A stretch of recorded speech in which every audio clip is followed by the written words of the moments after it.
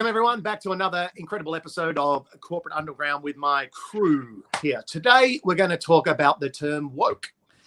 And the episode is called Is Woke a Joke? So woke is a relatively new term. It seems to represent the politically correct or the cancel culture movement.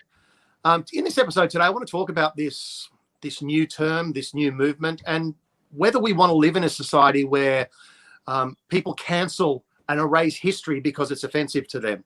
It's a term that I find very, very fascinating, and I'm sure my crew, especially Julian Assange, who's joined us here today, will be able to help us with. So with that being said, I'm going to pass to Julian to give me his interpretation of what he thinks about this whole new woke counterculture. Well, as a Colonel Sanders and a love child of Colonel Sanders and Assange, I'm very happy to be here. Look, I'm over it. I'm over it already. The whole woke thing. I just think it's a point of view where a whole bunch of people are jumping on and is splitting us even further away from actually finding any common ground. That's my personal opinion of where we are with woke. I think there's a lot of people that are getting offended over things because they want to be offended rather than actually sitting down. I've seen a lot of, particularly in academic, where people have gone and set up a point of view and they've been yelled down or pushed out because they're looking at something differently. I mean, one of the whole points of being in university is to actually accept other people's points of view, even if you don't agree with them. We should be able to argue. The whole point that we actually set this up was so that we could have conversations from different viewpoints, different people having a point of view that we can argue about and then have a beer afterwards. And I think we've gone too far. That's my point. What do you think, Tia? It's a really interesting point to discuss. What does it mean to be aware of something? What does it mean to be awake about something? And I think, I really do support what you just said, Matt, that if we're in a position to understand something, we are discussing something, we are understanding each other's truth, I think that allows for a better position. But I think it gets quite confusing when you have the holier than thou perspective coming in. We just always focus on the bright light rather than what the norm is. Like I like and only eat organic food, but then if I ever mention that to someone, I'm sort of judged as some wanker. You know what I mean? Like I can't actually say. But that's not because of organic food, though, is it? No. That's because of my friends and my circle. The opening was there. Sorry, I had to do that. It's all right. I'll get you for that. If you're going to throw the ball up, you're spiking the ball, it's going to get smacked. Yeah. Anywho. Adam, what do you reckon? But, yeah. Oh, sorry. I'm sorry. Have you finished? No. Yeah, I'm done. Look, I don't know. I have a slightly different perspective.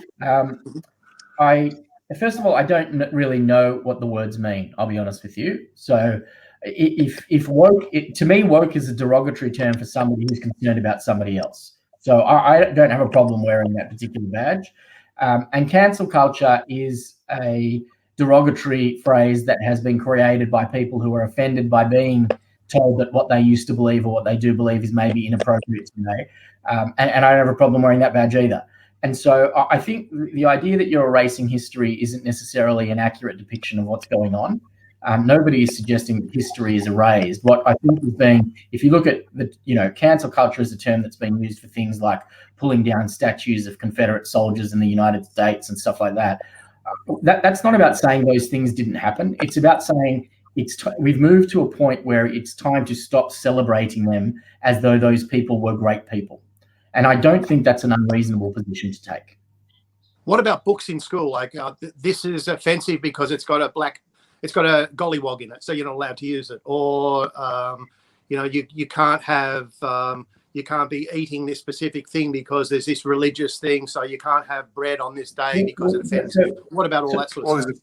A kid's cartoon that gets a word taken out that nobody knew what it meant. Yeah, well, look at Faulty Towers. Faulty Towers has been taken off the BBC because it's offensive.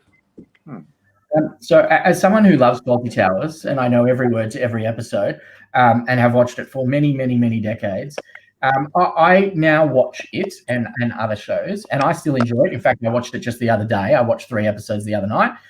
But there are cringeworthy moments now, 30 years later, 40 years later, 50 years later, where you look at it and you go, you just can't say that anymore. Those opinions are not appropriate anymore. So do you stand for cancelling it, just erasing it, like not making it available? No, I don't. But again, I don't know. The cancelling is if a network. You got to remember, we always talk about business here, right? This corporate underground. If a television network says, we recognise how significant this was as a piece of content on our platform for a long period of time, but we also recognise that it's now going to offend a whole lot of people, and they are our customers.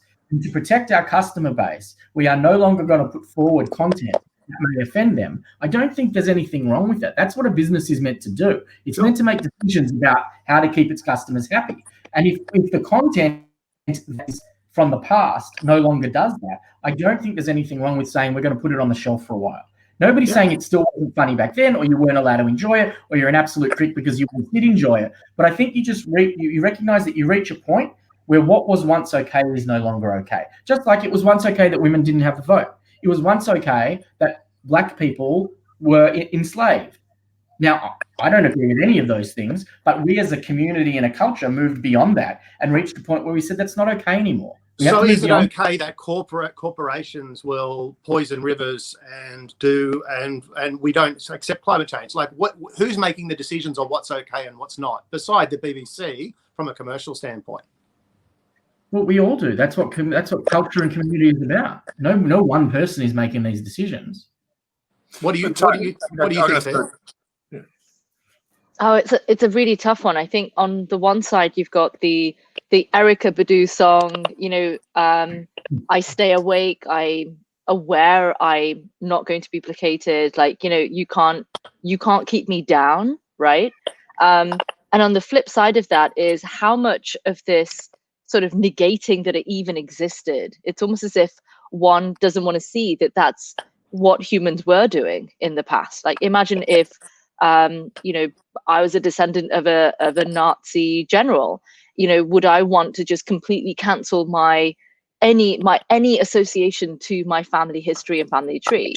It's almost as if there is this desire just to kind of delete it out from ever existing, almost as if it's okay to completely ignore that this is what humanity is capable of doing. And I think it serves as a point of reference, of understanding, and also to Adam's point, these people of the past were heroes of their time. They were revered. That's the reason why there are statues in their names and frames of reference for them in all sorts of historical accounts. It's the fact that we as a society have moved on because we're no longer representative of the little house on the prairie, or we're becoming a global family trying to understand what it means to have peace across all of our people rather than some of our people. Maddie? Yeah, look, I like that. I really do. My fear, and this is actually a real fear, and I think Adam and I have different points of view, but we get to the same issue and the same fear, that we are going to push people too far, and they're going to bounce back. If you trap a dog and you give him no way out, he's going to charge. He's going to bite.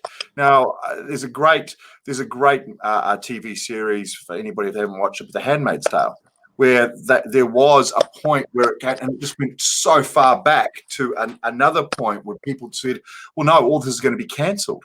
Now, when those sort of things happen, you see this in regimes in the Middle East, you see these in regimes in Africa, you see these in America and in South America, all over the world, where people that feel they're not connected or they're not part of, they rebel. They turn into guerrilla warfare, or they turn around into some sort of other point.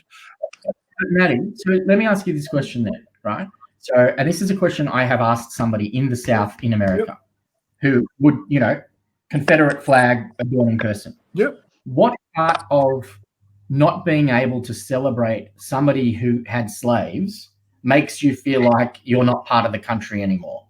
Why do you feel the need to celebrate that as the recognition of who you are? Because there are lots of other things in the country, in the county, in the state that you could be Yeah. super proud of. Nobody's telling you can't do, but you seem to want to hold on to this one thing that is so offensive to so many people. And why are you allowing that thing to define you? So I can't even debate that for the simple fact is I'm not from the South and I don't have that viewpoint. I actually think it's look, a couple of years ago. I mean, I've got friends that are both in church and friends that want to get married in church or that particular church. And that church had their set of rules. And they said that you can't marry here. And I was like, I expect you to get married. I want your friends of mine. You want to get married. But why do you want to get married in a place that people don't want you? They have their beliefs and their requirements that said that they don't believe in this. Get married in this church or get married in this park. The marriage is what's important, not the place where it is.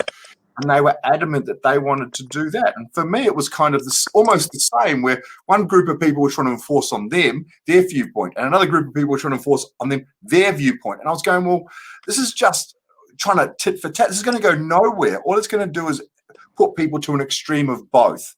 You can get what you want without having to go and push a person to a wall where it's going to bounce back harder.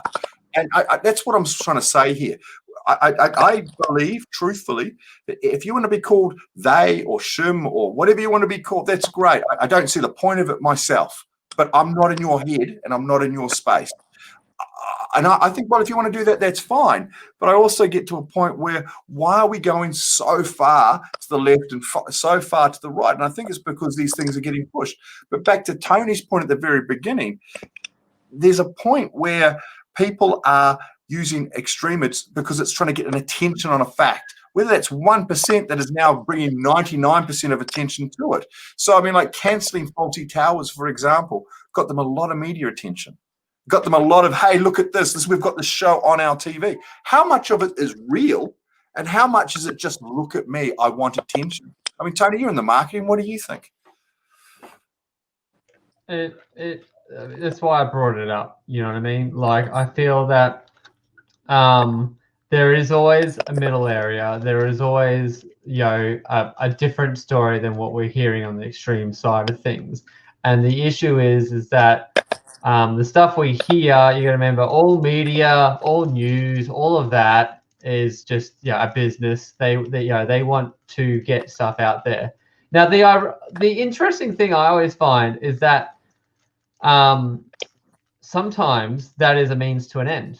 Okay, sometimes pushing too far is the only way in some situations to even get people to understand that there's an issue out there. Okay, why do people have to protest and riot and stuff like that? Now, a peaceful protest probably doesn't make the news, you know what I mean? But one that ends up with like people getting arrested and pepper spraying makes news, and that's terrible. But then everyone understands, well, why were they there? And everyone will go, oh, that was stupid, they shouldn't have been violent. But at the same time, would have anyone even known that existed if it's a new thing, if no one knows about it? Like, it is this horrible situation where I have this observation, which is people start to see minority groups who have a real offence to something, and laws being changed because of that.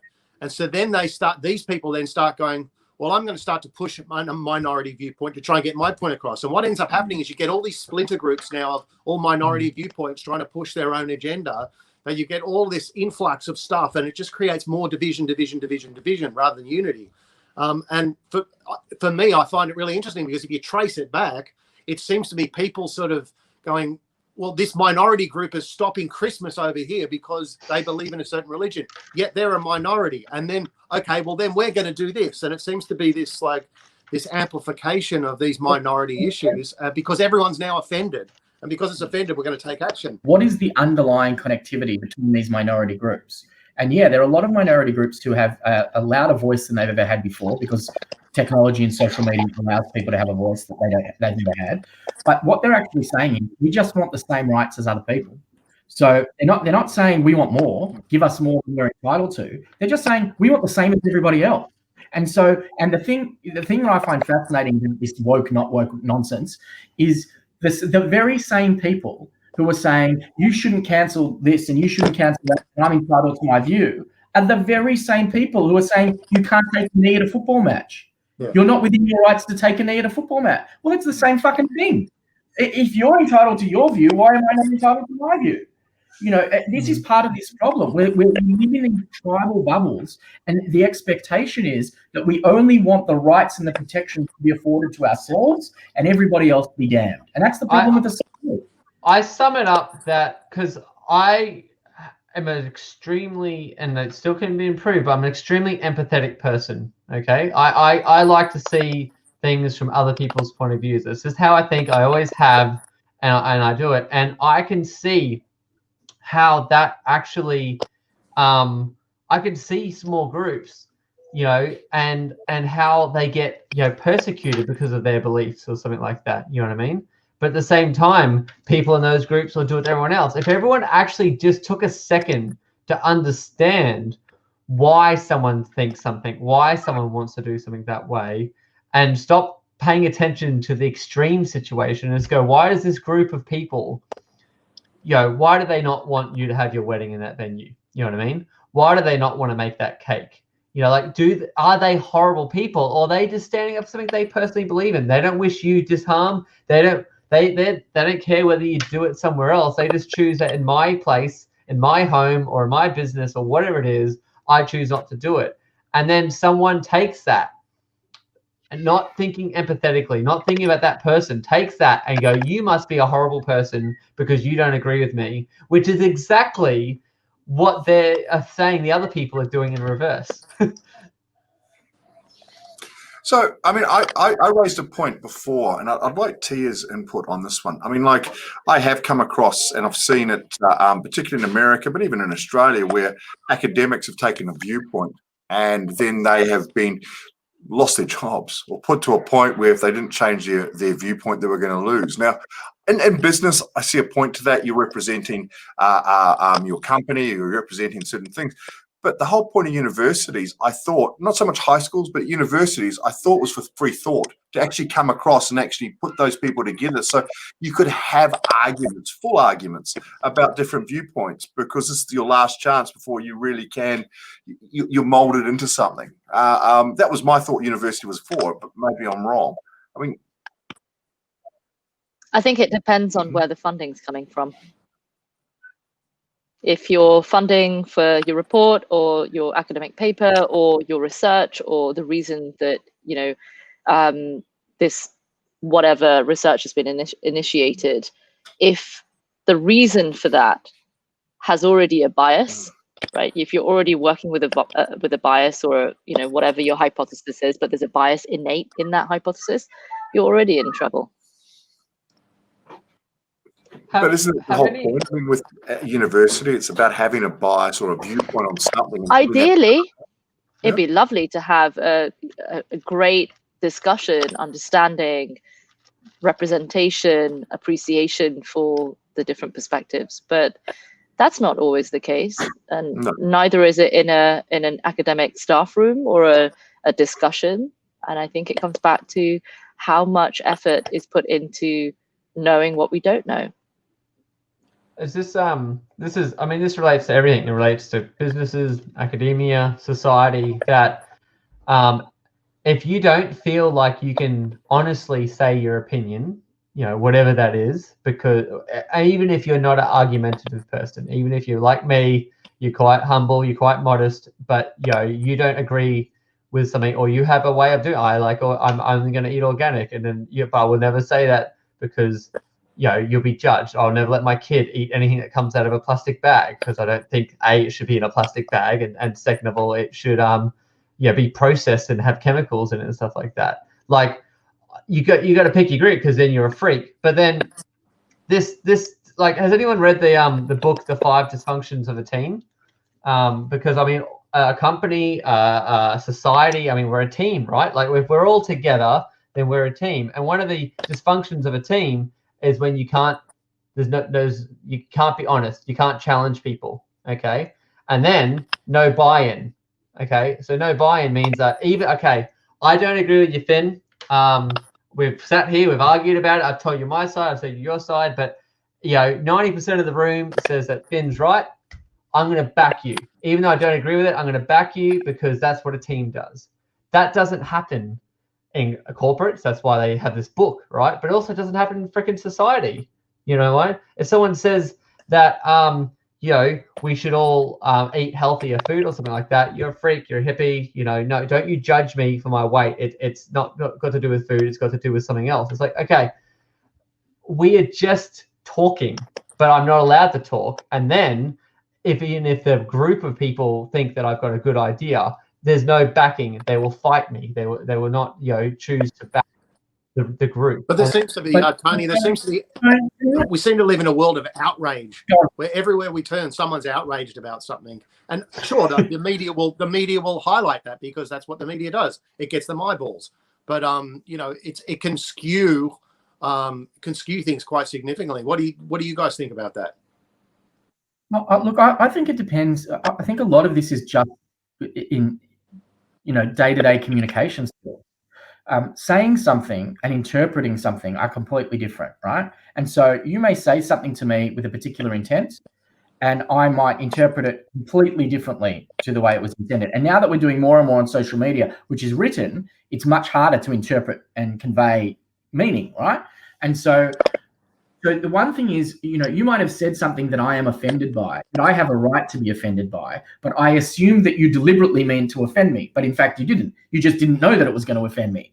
And so part of this is just not being able to communicate well. And I think that's a huge part of the problem. But I think the cancel culture conversation from earlier is different to the woke conversation. I think they're really different things.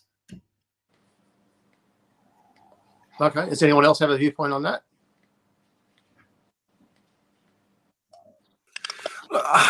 For me, it's just interesting at the moment. There seems to be a lot of great cultures or powers, if you like, the English, the American, that seem to be splintering in front of our eyes, removing themselves from Europe. There seems to be a drive to extremisms.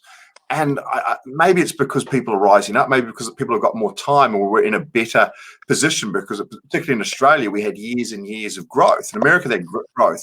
UK, they had growth. Europe had growth. And yet there seems to be a lot of people that are left behind. And those people seem to be coming through and saying, well, what about us? What's going on? Now, is it that? Is it this that we've got time? We're not hunting for food. We're not hunting. These arguments that we're having around woke, these different areas, seem to be very finite. They seem to be very focused on me, myself, It doesn't seem to be a larger outlook. Well, let me put it this way to close up this segment. Do you support getting rid of art, books, anything relating to culture that now is inappropriate in today's time? No. Tia, do you support getting rid of things that now aren't socially acceptable, that are part of our history? I think using techniques to damage the art and expression of human is a desire not to see and not to connect with and not to understand another human. So I don't believe that destroying anything that is human, that has been revered in the past, can be sort of like cancelled out and just ignored. Because if there is a conversation, coming back to what, you know, Tony was talking about, the sort of the 5 dysfunctions of a team. I've just got the model up right now, but it says like the most basic layer, right, is the absence of trust. And I think the first dysfunction is the mistrust of society, or the intentions through which somebody is behaving. And then there's fear of conflict, lack of commitment, avoidance of accountability, and inattention to results. I think this is sort of like the steps to not really understanding another human being, or if there were a process or a model that we could use as a society to understand each other better, then now's the time to start sharing it. I think also on your point, Finn, is that I actually think you have to think a bit smarter about it. Like, that artwork needs to stay. Otherwise, like, how would I ever know? Like, it's history, you know what I mean? Like, it's like, I'm not worshiping it as, oh, weren't they great times? You know what I mean? I'm going, wow, I never knew that. I as a young, like, I'm only 32. I'm always shocked when I found out that when women in this country were allowed to vote, allowed to drive, allowed to have a home loan, like all that type of thing. And I was like, wow, really? That's not even that long ago. You know what I mean? Like I'm shocked, but it was my entire life. So I had no idea that that was a norm. And how will I ever know that if we don't have that? And even watching something like, I'm sorry, you watch a movie from the 70s, like you see their fashion and you go, okay, yeah, we've come a long way. You might see their jokes and go, wow, I can't believe that was allowed to be said. That doesn't mean I'm going to go, that's cool, I'm going to use that in my conversation. You just go, wow, yeah, look what was allowed on TV. You know, like people had smoking ads and commercials. It doesn't mean we can't ever see them, because it's fantastic to see what the world was back then, because that's the only way we'll ever know how far we've come. It's like keeping a gratitude journal, because when you have a bad day, you reflect back at the good times. If we are heading into better days, and reflecting on crap can actually make you go, it's not as bad as I thought it was now. It used to be worse. Yeah. Adam?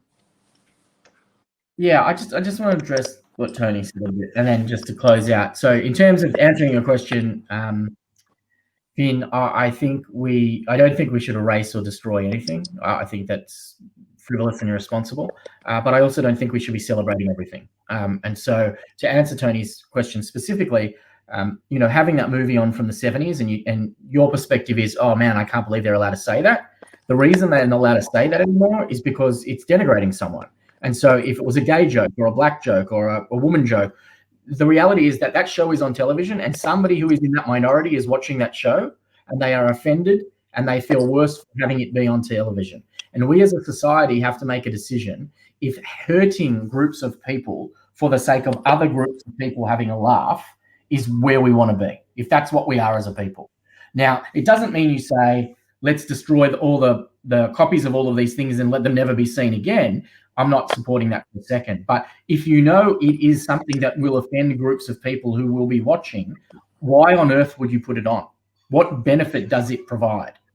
But it's comedy. I mean, like at the end of the day, but also, what you're taking the decision-making process away from them. It's simple to not watch it, because something offends everyone. Like, hang on a second. Why should they offends everyone? Like, why should they not watch it? So I sit there and I go, he's making fun of black people. I'm a black person. It's my responsibility to know what's going to be on television tonight, and to know that I'm going to be offended by somebody saying something about a race that I had no control over being. And now I have to not watch TV because it's my responsibility to not be offended. That's fucking lunacy.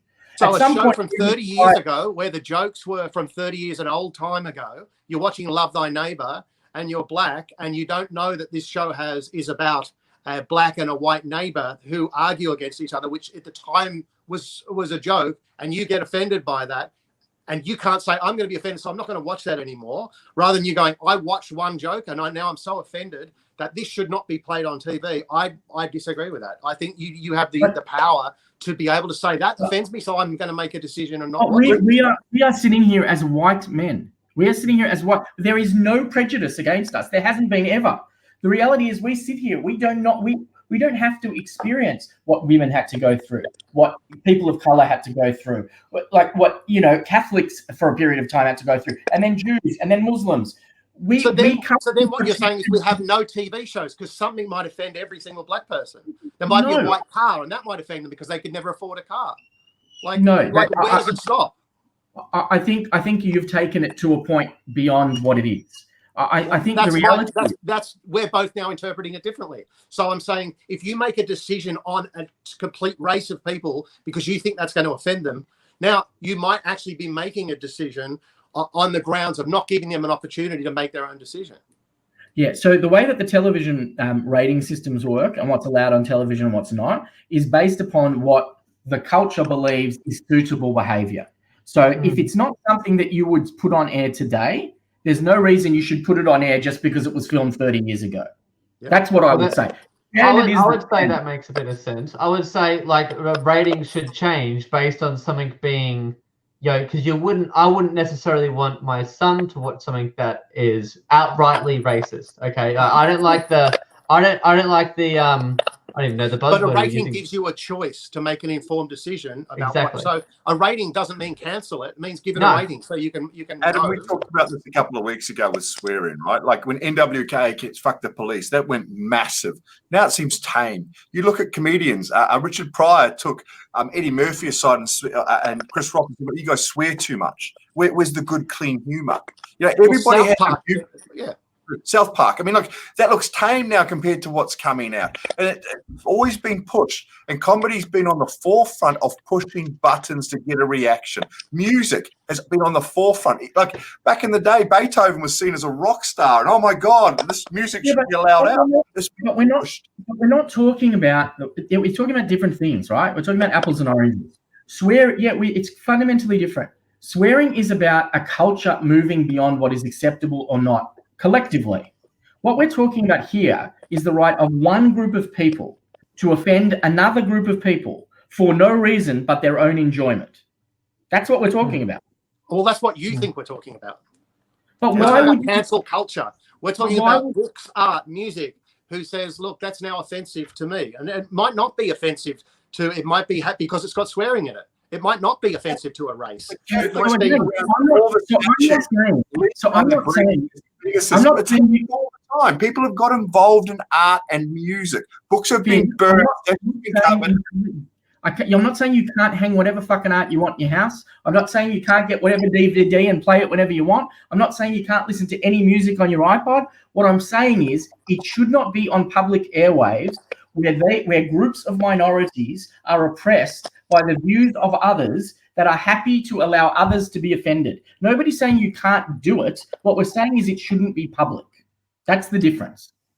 I think therein lies the discrepancy that, you know, on the one side, it's almost as if it's okay to be racist, and then, but zip your mouth up and don't do that in public, right? So where do we understand that racism is not welcome at all, privately or publicly? It's a real big issue because, first of all, racism is one of the ones that we all agree. It doesn't make sense, right? Because if we did, then how would we respect or not respect, you know, develop or not develop, show or not show, right, art or culture of the past, which is true. But not just that, but even today's comedy, all right, something fresh today is going to be offensive. In fact, that's how comedy kind of relies on it a lot of the time. You know what I mean? And music and stuff like that, it relies on it. But like, if you want to never, I'm not like, you've got race, but we've got every single type of group, every single type of minority. You got religions, you got people from other countries, you got skin color, you got jobs. Like, we are all, like, every joke is making fun of someone for something. Okay. And the problem is that if we go down the extreme view that like Finn was talking about with today, that we're just getting rid of like these things, and like some of them are for a very good cause, and some of them are like, what? Why? You know, I'll give you another one. It's like, look at Macron, French president, says that having the prophet on Charlie Hebdo is art, and so the people who are offended by that, Muhammad, come in and slice people's heads off, and so then that's called terrorism. So there's all this cause and effect of, is it art? Is it offensive? Do I have a right to show that? Like, it's a very complex thing, and it's like, if we want to take on board every different minority, what will our culture look like? Will we have any culture? Because we have to be safe to make sure we don't have any, you know, we protect everyone. Anyway, we've gone over time, guys. I want to thank you so much for the discussion. It's been an awesome one. We could probably talk all day. Thanks for tuning in, and we'll see you next time. Thank you. Bye.